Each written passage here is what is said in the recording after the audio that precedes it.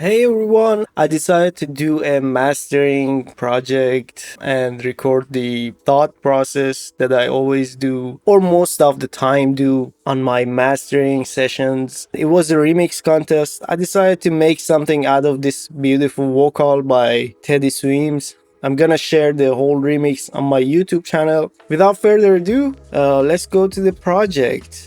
Here's my raw pre-master. I usually try to mix my songs in a way that the low end have a good headroom for my mastering sessions. There are some steps I always do when I master a track. I think these tricks came from the experience, not mine personally. It came from big mastering engineer. Shout out to Dan Smith. He taught me a lot of things about mastering. You can check his website if you want to drop a project to him. He's a very cool guy, very nice guy, definitely pleasant to work with.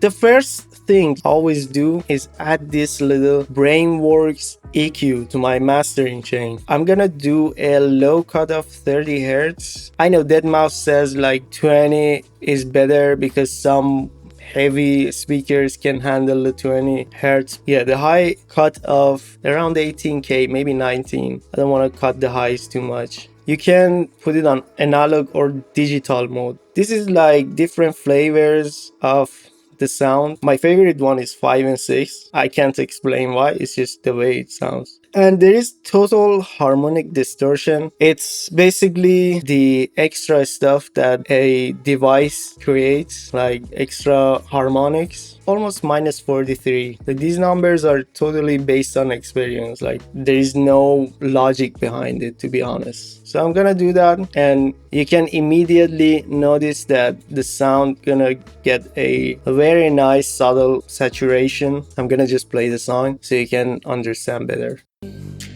Without you, there ain't no place for me to hide. Without you, there's no way I could sleep tonight. What I do, oh, a little bit of peace and quiet. Without you, I keep slipping into bad dreams. But there's no you and I. Those are when I cry. I love you, I need. As you can see, there is a very subtle saturation. It's very pleasant and it brings life to your mix. And there's something that I forgot to set before I do before and after. Doesn't matter, you can do it later on the mastering. I usually put a mono maker till like 120 maybe. I usually add the analyzer. Recommend you guys use a span, very accurate. You got a bunch of other tools. You can see your RMS. This is a very good info when you do mastering. My goal is to reach around -7 to 7.2. You can have a very loud music. The next step for me is tape. J37 by Waves. Two presets I always use for my mastering. Mid-frequency enhancer, gonna make it a little bit brighter. It opens up the mid-frequencies for you very well. The other one is when I have a good low end and there's a good balance between high and low in my project and I just want to smooth it out. I use this one. So I'm gonna try both of them right now to let you know what I'm talking about. Without you, there ain't no place for me to hide. Without you, there's no way I could sleep tonight. What I do, oh, a little bit of peace and quiet. Without you, I keep slipping into bad dreams. Also, sometimes this one, because it has a good low end, as you notice, it opens up the high. Really good for the projects that have heavy low end and has lack of high frequencies. Just opens it up. This one is mid-frequency enhancer because I want the vocal to shine, and the noise level on -15. This is just based on experience. These are my numbers, you know. And about this wheel, now what it does is the higher you go, the more impact this tape has on your project.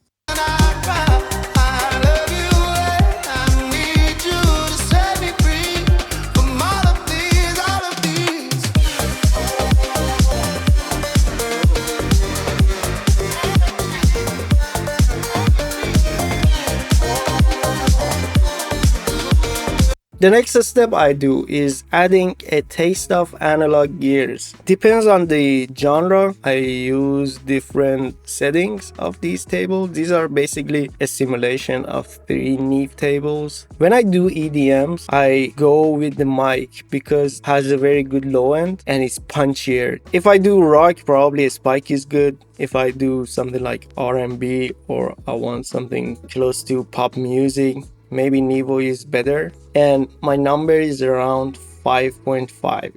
Watch your ears.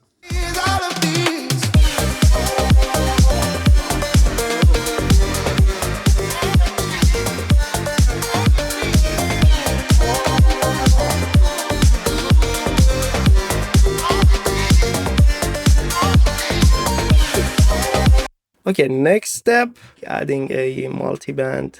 My favorite multiband. As you can see, some noises appear because these are caused by simulation we did before. And these are like those harmonic distortion probably. Most part for this noise.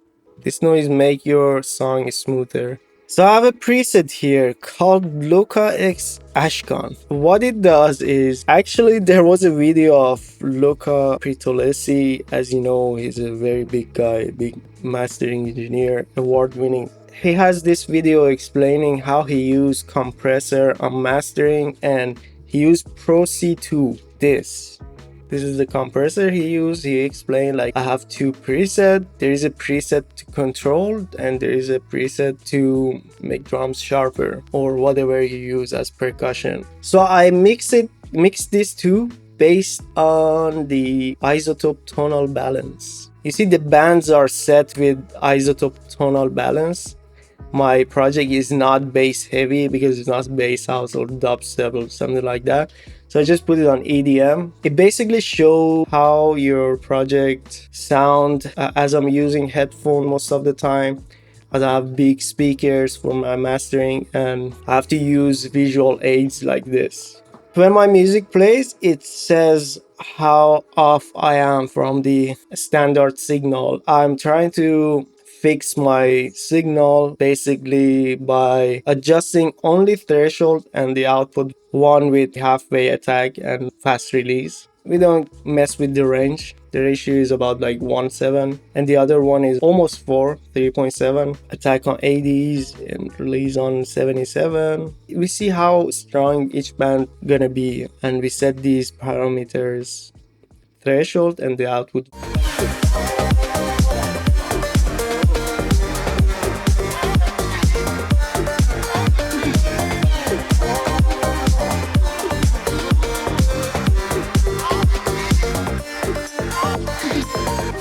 The purpose of adding this to my mastering channel is the controlling part. There's sometimes you listen to this music on your iPhone or whatever phone you use, bad speakers. So this helps you to not make them sound crunchy. So that's the main point of adding this. The next thing I add to my channel is standard clip. My favorite plugins definitely for my mastering session. Use it since last year and it's a game changer. Trust me.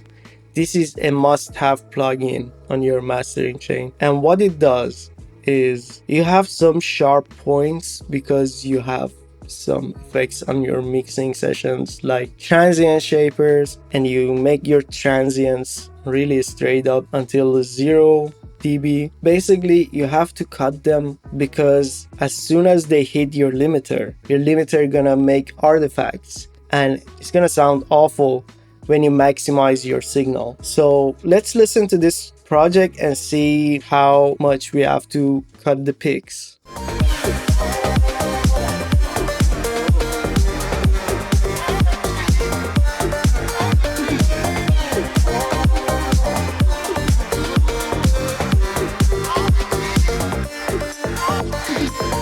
Okay, now the heaviest part is the last part because it has like rides going on, a lot of stuff happening here. I wish I had the mixing project, but it's on my Mac. I made this project with Logic Pro. Also, the CPU is almost exploding because it has a lot of lines and I was too lazy to bounce the projects to waves, and show you guys the project. I wish I had that here, but you get the idea. So this is the heaviest part, a lot of things going on here. So we listen to this part, see if we didn't mess anything up.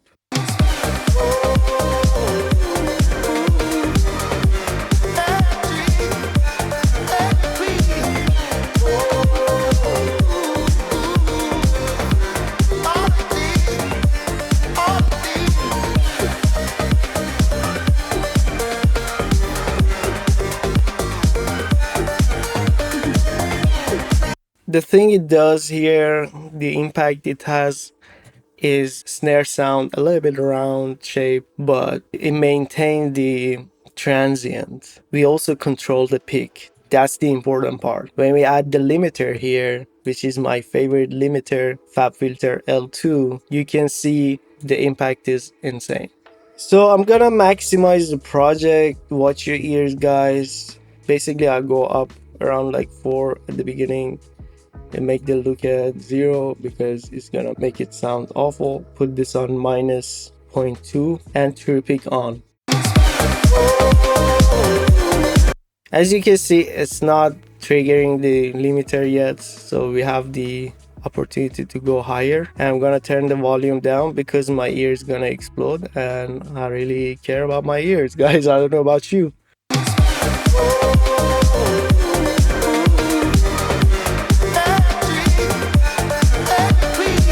The thing I notice here, because we already saturate this, we might need to do less saturation on the clipper here. And also maybe we can engage this a little bit less. Depends on how loud this track is. How are we gonna notice the loudness of the track? I'm gonna open my analyzer, guys. Boom. Now play the most busiest part of your song, which is here right now. And see how loud your track is, which is not loud.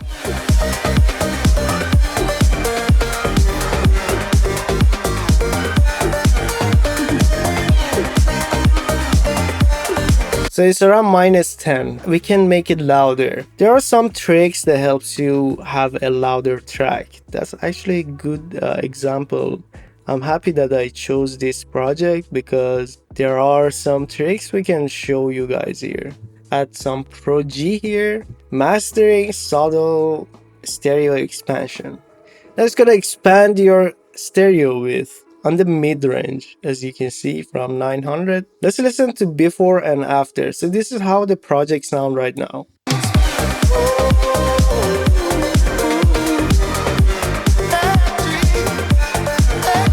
Now I'm gonna add this.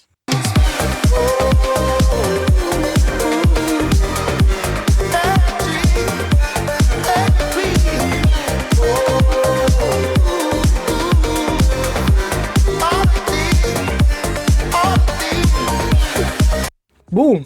The loudness problem solved. I think this is ready to release, but you can use references. Reference track really helps. Make sure that you use maximum oversampling. Also, linear phase help you avoid phasing issues. Okay, now we can do a before and after. Okay, it's time to compare. Here's the before signal.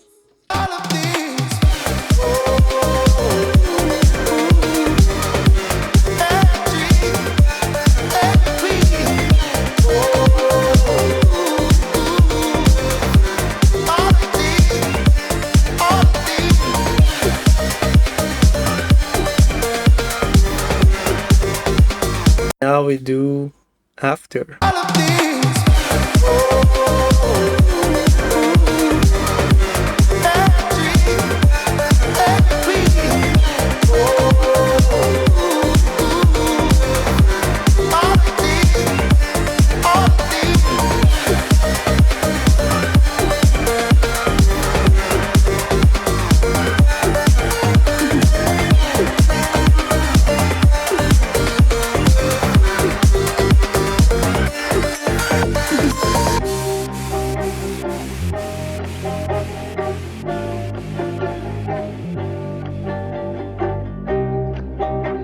I'm gonna upload the track on my YouTube channel so you can hear the full song here. And actually, I'll probably release this video after I put that song on my YouTube channel. Don't forget to like, subscribe, and support the channel by watching my stuff. It means a lot to me. So yeah, that's that for today. Till the next video. Peace.